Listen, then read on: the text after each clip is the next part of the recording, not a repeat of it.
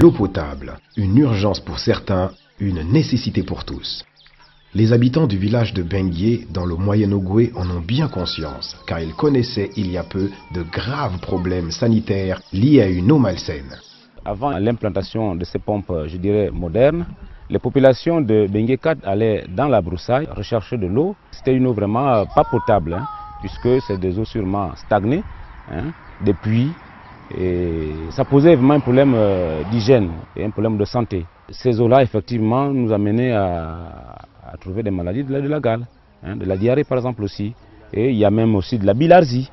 Un nouveau projet de pompage d'eau potable par énergie solaire, initié en 2010 par le ministère de l'Énergie et des Ressources hydrauliques dans le cadre du haut programme d'hydraulique villageoise, a permis aux habitants de Benguié d'accéder à une meilleure condition de vie. Notre système de panneaux solaires, c'est un système de tracking. Ils ont fait des panneaux qui suivent les rayons solaires. Et lorsque ces panneaux prennent de l'énergie, ils injectent cette énergie dans la pompe.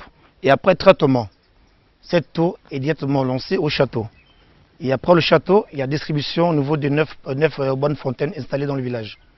Lorsque le rendement du soleil est très fort, nous avons 56 000 litres d'eau potable par jour. En moyenne, nous avons 36 000 litres d'eau par jour, lorsque le rendement du soleil est très bas.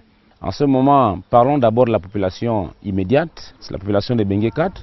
Il y a près de 1000 personnes. Mais il y a d'autres populations qui reviennent des villages environnants. Par exemple Bifoun, par exemple Bindo, et ainsi de suite.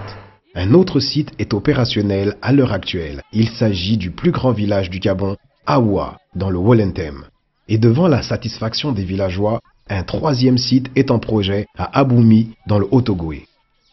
Ce système à énergie solaire est la preuve que l'énergie en milieu rural ne doit plus être un frein aujourd'hui, mais plutôt une réponse efficace aux carences en eau potable.